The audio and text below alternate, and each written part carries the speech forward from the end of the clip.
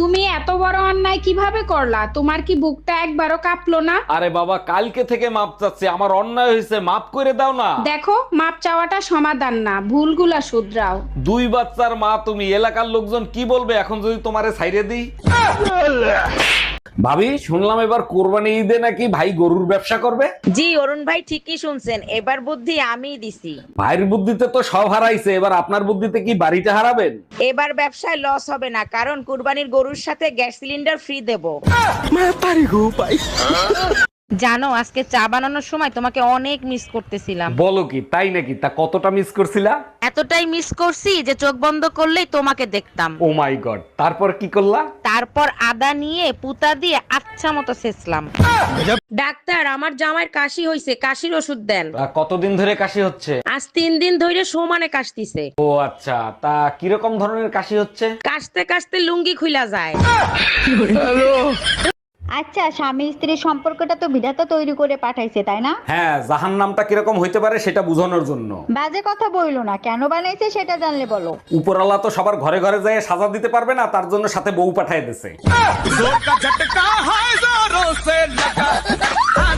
এই ডাক্তারের কাছে গেছিলা? কি বলছে ডাক্তার? গেছিলাম, ব্লাড প্রেশার হাই আর প্রচুর রেস্ট নিতে বলছে। ও আচ্ছা, তা কি কি ওষুধ দিছে? শুধু ঘুমের ওষুধ দিছে, বলছে প্রতিদিন রাতে ঘুমানোর আগে আপনার বউকে একটা করে খাওয়াবেন। আজকে ডাক্তারের গোষ্ঠী উদ্ধার করব। মেয়ে জাতটাই বেইমান, ভালো কিছু পাইলেই চোখ পাল্টি মারে। কারো পছন্দ হওয়াটা খুব সহজ, ঠিকই বলছো, খুব সহজ, আর ছেড়ে দেওয়াটা তোমাদের কাছে বেশি সহজ। কিন্তু সব সময় তার পছন্দের হয়ে থাকাটা খুব কঠিন। এর জন্যই তো কুত্তা পুষি না।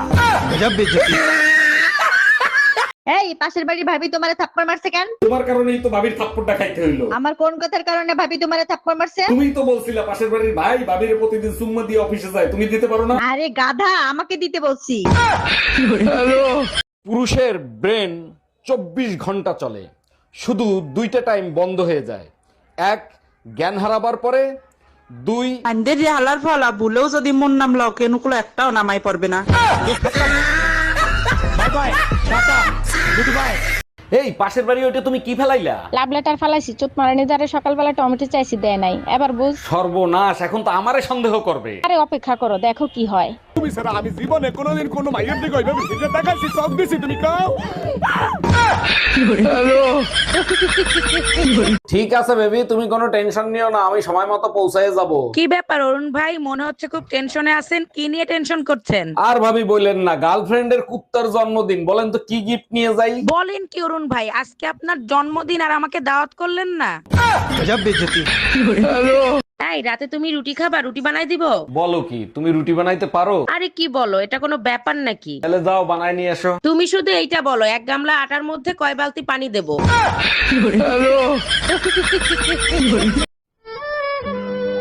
আজ তোমাকে এত উদাস লাগছে কেন? কি হয়েছে আমাকে বলো।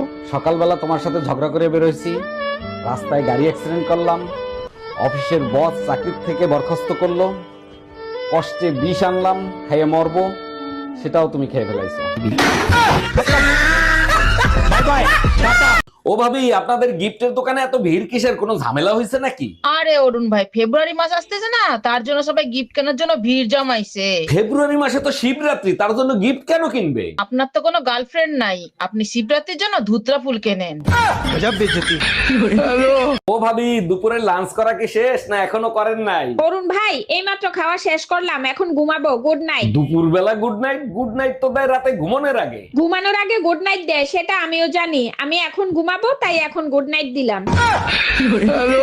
নতুন ব্যবসায় ঢুকে আমারে তুমি একবারে ভুলেই গেছো, এটা কিন্তু ঠিক না। ও মাই গড, 1 লাখ টাকা দিয়ে তোমার ভাইয়ের সাথে ব্যবসা শুরু করেছি, 10 লাখ টাকা হয়ে গেছে। আমার ভাইয়ের সাথে ব্যবসা করলে এমনই হবে, আমার ভাই তো ব্যবসার গুরু। সত্যি তোমার ভাই ব্যবসার গুরু, তা না হলে 3 মাসে 10 লাখ টাকা লস করে কি করে? প্রতিটা দিন একটা না একটা ঝামেলা লাগেই থাকে। তুমি প্রতিদিন রাশিফল দেখে বাসা থেকে বের হবা। আরে বোকা, রাশিফল তো দেখবো অবিবাহিত ছেলেরা। আচ্ছা, তা বিবাহিত ছেলেরা কি দেখে? বিবাহিত ছেলেরা বোর মুখ দেখলেই বলে দিতে পারে আজকে দিন কিরকম যাবে। বাস ডলা দেই কি সাদে? হ্যালো, এই জানো, রোকন ভাই ভাবিরে পিটাই হসপিটালে ভর্তি করছে। কোন রকম? মামুন রকম? আরে হ্যাঁ। 1 মিনিট, ফোনটা রাখো, তোমার সাথে পরে কথা বলছি। মামুন ভাই, আগে বলেন বউ পিটানোর এরকম সাহস কই পেলেন? সাহসের কথা পরে শুনেন। আপনি ফোন কাটেননি, ভাবি সব শুনছে। হ্যালো, আজ তুই শুধু বাসায় আয়।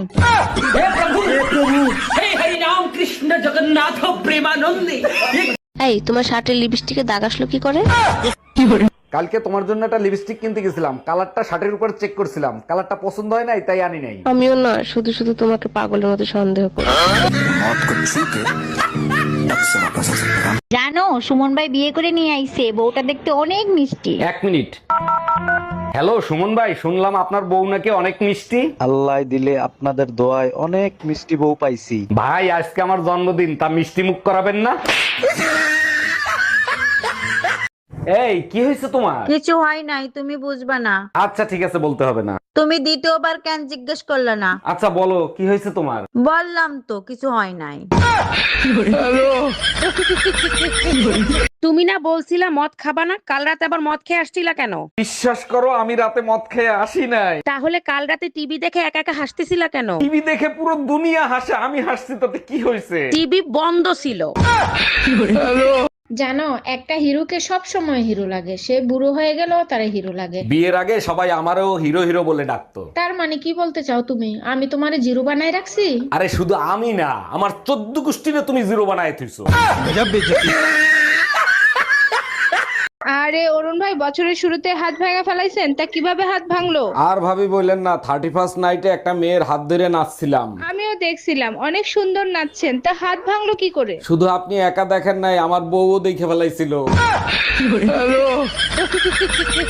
এই কি হয়েছে, সকাল থেকে আমার সাথে কথা বলতেছো না, আমার উপর রাগ করছো নাকি? আরে না, রাগ করি নাই, ঠান্ডায় গলা বসে গেছে তাই কথা বলতে পারছি না। ও আচ্ছা, তাই তো ভাবি আমার রেডিও বন্ধ কেন? আচ্ছা তোমার গলার জন্য কিছু আনবো?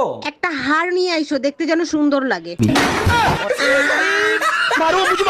এই তুমি আবার কি নিয়ে গবেষণা করতেছো? কোন ভূত আবার মাথায় চাপলো? বিয়ার লাড্ডু খাইয়া মানুষ কেন পস্তায় সেটা নিয়েই গবেষণা করতেছি। এই নিয়ে গবেষণা করার কি আছে? আমার কাছে জিজ্ঞেস করতা, আমি বলে দিতাম। তাই নাকি? তোমার মাথায় তো গোবর ভরা, তুমি কি করে বলবা? তাইলে শুনো, বিয়ার লাড্ডু খাইয়া পস্তায় আশেপাশের রসগোল্লা দেখে। উফ, এবার গরমে মরে যাব। কতবার বলছি একটা এসি কিনে দাও, কোনো কথা শোনো তুমি? আমি থাকতে তোমার এসির কি দরকার? আমার সাথে ঝগড়া করলেই তো তোমার কলিজা ঠান্ডা হয়ে যায়। দেখো বাজে কথা শুনতে ভালো লাগতেছে না, তুমি এসি কিনে দিবে কিনা সেটা বলো। দিতে পারি এক শর্তে, আজকের পর থেকে তুমি আমার সাথে ঝগড়া করতে পারবা না। ওরে আমার বাবুটা, আমি তো মজা করতেছিলাম, আমার এসি লাগবে না সোনা।